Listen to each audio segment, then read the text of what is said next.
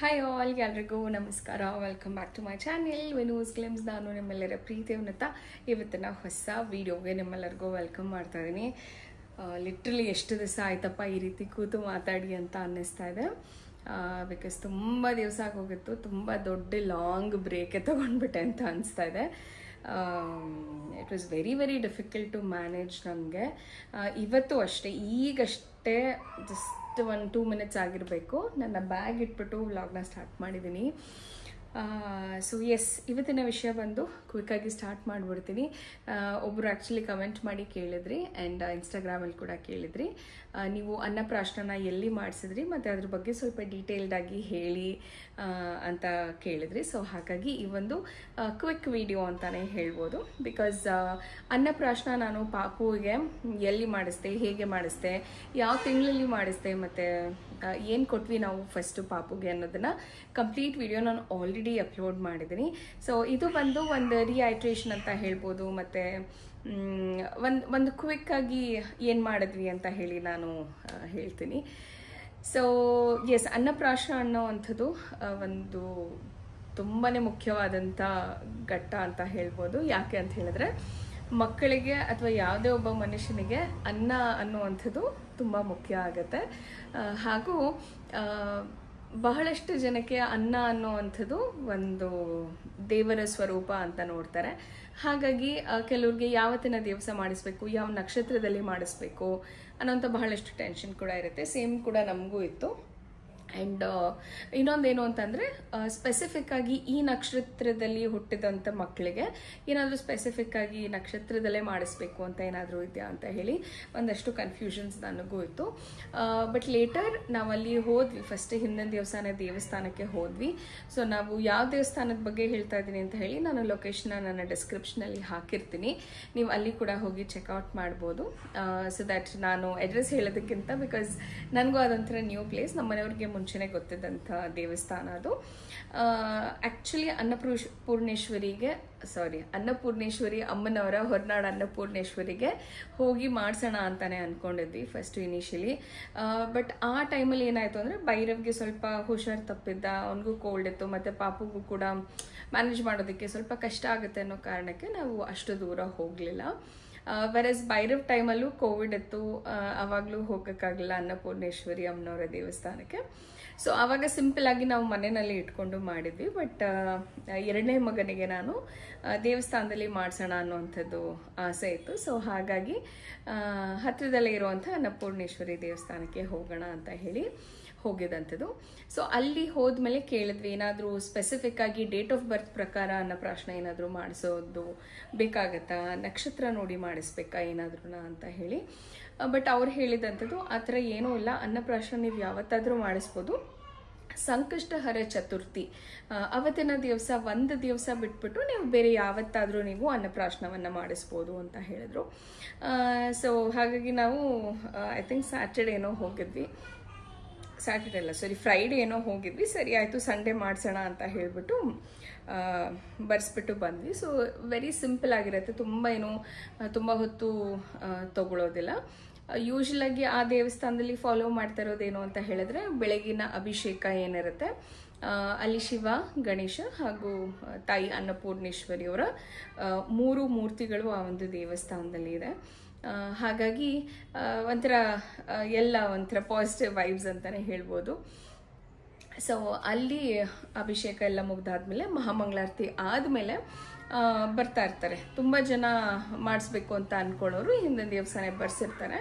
ನಾವು ಹೋದಾಗಲೂ ಒಂದು 5-6 ಜನ ಮಕ್ಕಳು ಬಂದಿದ್ರು. ಅಭಿಷೇಕ ಮುಗಿಸಿ ಫಸ್ಟ್ ಪೂಜೆ ಏನಿದೆ ಆವಾಗ ಅಮ್ಮನವ್ರದ್ದು ಇನ್ನೊಂದು ಪುಟ್ಟದಾದಂಥ ಮೂರ್ತಿ ಸೈಡಲ್ಲಿದೆ, ಅಮ್ಮನವರ ಮೂರ್ತಿಯ ಮುಂದೆ ಕೂರಿಸಿ ಹೇಳ್ತಾರೆ. ಅಂದರೆ ಪ್ರತಿಯೊಬ್ಬರ ಫ್ಯಾಮಿಲಿನಲ್ಲಿ ಯಾರ್ಯಾರಿದ್ದಾರೆ ಅರ್ಚನೆ ಮಾಡಿಸಿ ಅನ್ನಪ್ರಾಶನವನ್ನು ಮಾಡ್ತಾ ಇದ್ದೀನಿ. ಮಗುವಿಗೆ ಒಳ್ಳೆಯದಾಗಲಿ, ಯಶಸ್ಸಾಗಲಿ, ಎಲ್ಲದು ಒಳ್ಳೆಯದಾಗಲಿ ಅಂತ ಬೇಡ್ಕೊಳ್ಳಿ ಅಂತ ಹೇಳಿ, ಅದಾದಮೇಲೆ ಅಮ್ಮನವರ ಮುಂದೆ ಪ್ರಸಾದವನ್ನೇ ಏನು ತಯಾರು ಮಾಡಿರ್ತಾರೆ ಅವರು, ಅದನ್ನು ನಾವು ಮನೆಯಿಂದ ತೊಗೊಂಡು ಹೋಗ್ಬೇಕಾಗಿರುತ್ತೆ. ಒಂದು ಬೆಳ್ಳಿ ಬಟ್ಲು ಹಾಗೆ ಸ್ಪೂನ್ನ ತೊಗೊಂಡು ಹೋಗ್ಬೇಕಾಗತ್ತೆ.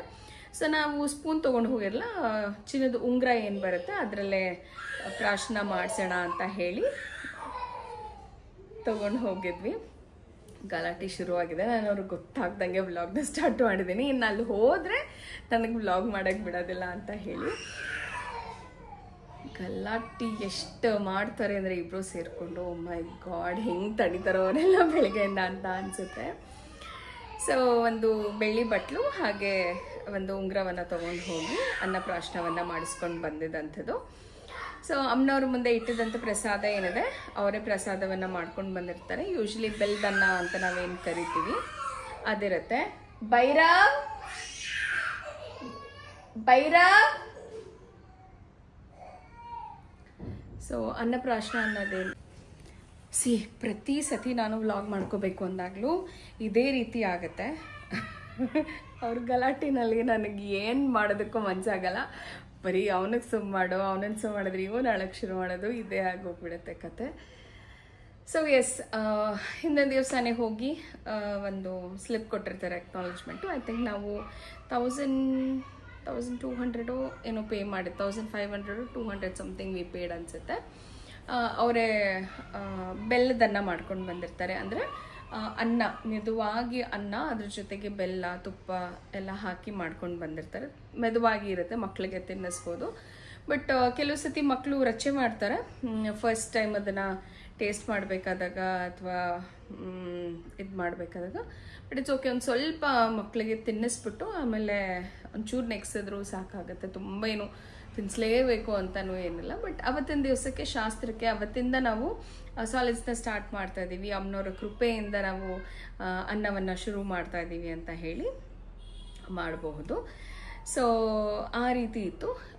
ಇನ್ನು ಯಾವಾಗ ಮಾಡಿಸ್ಬೇಕು ಅನ್ನಪ್ರಾಶನ ಅಂತ ಹೇಳಿದ್ರೆ, ಮಕ್ಕಳಿಗೆ ಯಾವಾಗ 6 months ಕಂಪ್ಲೀಟ್ ಆಗುತ್ತೆ ಆವಾಗಿಂದ ನಾವು ಅನ್ನಪ್ರಾಶನವನ್ನು ಮಾಡಿಸಬಹುದು. ಆ್ಯಂಡ್ ತುಂಬ ಜನ ಏನು ಹೇಳ್ತಾರೆ, ಮಕ್ಕಳಿಗೆ ಹಲ್ಲು ಬರಬೇಕು, ಹಲ್ಲು ಬಂದಮೇಲೆ ಸಾಲಿಡ್ಸ್ ಕೊಡಬೇಕು ಅಂತ ಹೇಳ್ತಾರೆ. ಇನ್ನೂ ಅಚ್ಚುಗೆ ಯಾವುದೇ ರೀತಿ ಹಲ್ಲಿನೂ ಬಂದಿಲ್ಲ. ಬಟ್ ಅವನು ಟೀತಿಂಗ್ದು ಏನಿದೆ ಆ ಕ್ರೇವಿಂಗ್ಸ್, ಅದು ಕಚ್ಚಬೇಕು ಅನ್ನೋವಂಥದ್ದು ಅದು ಬಂದಿದೆ. ಬಟ್ ಆದರೆ ಇನ್ನೂ ಟೀತ್ ಇನ್ನೂ ಬಂದಿಲ್ಲ. ಸೊ ಇಟ್ ಡಿಪೆಂಡ್ಸ್, ಮಕ್ಕಳಿಗೆ ಇಟ್ ಡಿಪೆಂಡ್ಸ್. ಕೆಲವರು ಮಕ್ಕಳಿಗೆ ತುಂಬ ಬೇಗ ಹಲ್ಲು ಬರುತ್ತೆ, ಕೆಲವು ಮಕ್ಕಳಿಗೆ ಸ್ವಲ್ಪ ಡಿಲೇ ಆಗುತ್ತೆ. ಸೊ ನಥಿಂಗ್ ಟು ವರಿ ಅಂತ ನನಗನ್ಸುತ್ತೆ. ಹಾಗಾಗಿ ನಾವು ಇನ್ನೂ ಹಲ್ಲು ಬರೋಕ್ಕಿಂತ ಮುಂಚೆನೇ 6 ಕಂಪ್ಲೀಟ್ ಆಗೋಕ್ಕಿಂತ ಮುಂಚೆ, ಬಿಕಾಸ್ 7ನೇ ತಿಂಗಳಲ್ಲಿ ಮಾಡಬಾರ್ದು ಅಂತ ಹೇಳ್ತಾರೆ. ಸೊ ಇನ್ನು ಒಂದು 2 ದಿವಸದಲ್ಲಿ 1 ವೀಕ್ ಇದೆ 7ನೇ ತಿಂಗಳಿಗೆ ಬೀಳೋದಕ್ಕೆ, ಅಂದರೆ 6 ಕಂಪ್ಲೀಟ್ ಆಗೋದಕ್ಕೆ ಅಂತ ಅಂದಾಗ ಆವಾಗ ನಾವು ಹೋಗಿ ಅನ್ನಪ್ರಾಶನವನ್ನು ಮಾಡಿಸಿದಂಥದ್ದು. ಸೊ ಆ 1 ವೀಕ್ 6 months ಕಂಪ್ಲೀಟ್ ಆಗೋಕ್ಕೆ 1 ವೀಕಿಂದಾನೇ ನಾವು ಸಾಲಿಡ್ಸ್ನ ಶುರು ಮಾಡಿದ್ವಿ. ಸೊ ಇವಾಗ ಹೆಂಗಾಗ್ಬಿಟ್ಟಿದೆ ಅಂದರೆ, ಅವನು ಸ್ವಲ್ಪ ಹಾಲು ಕಮ್ಮಿನೇ ಮಾಡಿಬಿಟ್ಟಿದ್ದಾನೆ ಅಂತ ಹೇಳ್ಬೋದು. ಸ್ವಲ್ಪ ಅನ್ನೋದಕ್ಕಿಂತ ನಾನು ಇದ್ದರೆ ಅವನು ಹಾಲು ತಗೊಳ್ತಾನೆ. ಬಿಕಾಸ್ ಹೇಗೆ ಅಂತ ಹೇಳಿದ್ರೆ, ಈಗ ಆಲ್ಮೋಸ್ಟ್ 5 days ನನಗೇನಿತ್ತು ಈ ರಜಾ ದಸರಾ ಹಾಲಿಡೇಸು, ಅವಾಗ ನಾನು ಮನೆಯಲ್ಲೇ ಇರ್ತಿದ್ದಲ್ಲ, ಹಾಗಾಗಿ ಒಂದು ಸ್ವಲ್ಪ ಹಾಲು ಚೆನ್ನಾಗಿ ಕುಡಿತಿದ್ದ. ಬಟ್ ಆದರೆ ಈಗ ನಾನು ಆಫೀಸ್ಗೆ ಹೋಗಿ ಬಂದಾದಮೇಲೆ ಅವನಿಗೆ ಸಿಗೋದ್ರಿಂದ ಈ ಸಂಜೆ ಮೇಲಿಂದ ಹಾಲು ಕುಡಿತಾನೆ. ಬೆಳಗ್ಗೆಯಿಂದ ಅಂದರೆ ತುಂಬ ಜಾಸ್ತಿನೂ ಬೇಕೇ ಬೇಕು ಅಂತ ಏನೂ ಅವನು ಕೇಳೋದಿಲ್ಲ. ಸರಿ ಇತ್ತು, ಮತ್ತು ಊಟ ಮಾಡಿಸ್ಬಿಟ್ವಿ, ಅವನಿಗೆ ಸ್ನ್ಯಾಕ್ ಏನಾದರೂ ಕೊಟ್ಬಿಟ್ವಿ ಅಂತ ಅಂದರೆ ಹಾಲು ಬೇಕು ಅಂತ ಕೇಳೋದೇ ಇಲ್ಲ ಅವನು, ಹೇಳಬೇಕು ಅಂತ ಅಂದರೆ. ಸೊ ಒಂದು ರೆಗ್ಯುಲರ್ ರೊಟೀನ್ ಸೆಟ್ ಆಗಿಬಿಟ್ಟಿದೆ ಅವನಿಗೆ. ಸೊ ನಾನು ಇರಲಿ ಬಿಡಲಿ ಅವನು ಆರಾಮಾಗಿರ್ತಾನೆ, ಈವನ್ ವಿತೌಟ್ ಮಿಲ್ಕ್ ಅಂತ ಹೇಳ್ಬೋದು. ಬಟ್ ಬೈರೋ ಟೈಮಲ್ಲಿ ತುಂಬ ಕಷ್ಟ ಆಗ್ತಿತ್ತು ನನಗೆ. ಅವ್ನು ಸಾಲಿಡ್ಸ್ ಅಂತ ತಿಂತಾನೆ ಇರಲಿಲ್ಲ, ತುಂಬ ಕಷ್ಟ ಆಗ್ತಿತ್ತು. ಮತ್ತು ಯಾವಾಗಲೂ ಬ್ರೆಸ್ಟ್ ಫೀಡಿಂಗು ತುಂಬ ಅವನು ಹಾಲಿಗೆ ಏನು ಹೇಳ್ತಾರೆ ಜಕ್ಕೊಂಬಿಟ್ಟಿದ್ದ ಅಂತ ಹೇಳ್ತಾರಲ್ಲ ಆ ರೀತಿ. ಬಟ್ ಆದರೆ ಅಚ್ಚು ಈಸ್ ಗುಡ್, ಅಂದರೆ ತುಂಬ ಚೆನ್ನಾಗಿ ತಿಂತಾನೆ ಅಂತನೂ ಇಲ್ಲ, ತಿನ್ನೋದೇ ಇಲ್ಲಪ್ಪ ಅನ್ನೋ ಥರನೂ ಇಲ್ಲ. ಎಷ್ಟು ಬೇಕೋ ಅವನಿಗೆ ಅಷ್ಟು ಈಸ್ ಗುಡ್. ನನಗೂ ಒಂಥರ ಸ್ಯಾಟಿಸ್ಫೈ, ಓಕೆ ಪಾಪು ತಿಂದಿದೆಯಪ್ಪ ಅನ್ನೋ ಥರ ಸ್ಯಾಟಿಸ್ಫ್ಯಾಕ್ಷನ್ ಇರುತ್ತೆ ನನಗೆ. ಸೊ ಆ ರೀತಿ ಇದ್ದರೆ ಮಕ್ಕಳು ಆರಾಮಾಗಿ ನೋಡ್ಕೊಳ್ಬಿಡ್ಬೋದು. ಬಿಕಾಸ್ ತಾಯಂದಿರಿಗೆ ತಿನ್ನಿಸೋದೇ ಒಂದು ದೊಡ್ಡ ಕಷ್ಟ ಅಂತ ಹೇಳ್ಬೋದು. ಬಿಕಾಸ್ ನಾನು ಎಕ್ಸ್ಪೀರಿಯನ್ಸ್ ಮಾಡಿರೋದು ಅದರಲ್ಲಿ. ಭೈರವ್ಗೆ ತಿನ್ನಿಸೋದೇ ನನಗೆ ದೊಡ್ಡ ಸಾಹಸ, ತುಂಬ ಬೇಜಾರಾಗುತ್ತೆ.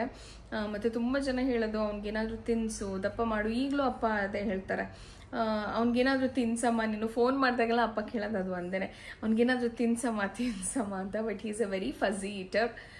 ಹಾಗಂತ ತಿನ್ನೋದೇ ಇಲ್ಲ ಅಂತಲ್ಲ, very limited, like half chapati, ಮುಕ್ಕಾಲು ಚಪಾತಿ ಹೊಟ್ಟೆ ತುಂಬಿಡುತ್ತೆ ಅವನಿಗೆ. ಮತ್ತು ನೆಕ್ಸ್ಟ್ 2 hours ಮತ್ತೆ ಹೊಟ್ಟೆ ಹಶು ಅಂತ ಹೇಳ್ತಾನೆ. ಸೊ ಆ ರೀತಿ ಅವ್ನು ಫಝಿ ಈಟರ್.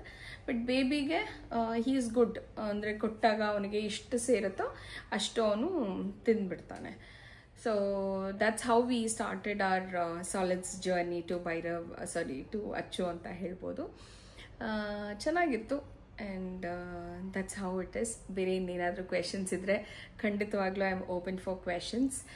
ನಿಮ್ಮ ಕ್ವೆಶನ್ಸ್ ಏನೇ ಇದ್ದರೂ ಡಿಸ್ಕ್ರಿಪ್ಷನಲ್ಲಿ ಪೋಸ್ಟ್ ಮಾಡಿ. I am happy to answer any of your questions ಅಂತ ಹೇಳ್ತಾ ಇವತ್ತಿನ ಸಿಂಪಲ್ ಆ್ಯಂಡ್ ಕ್ವಿಕ್ ವಿಡಿಯೋನ ಇಲ್ಲೇ ಮುಗಿಸ್ತೀನಿ.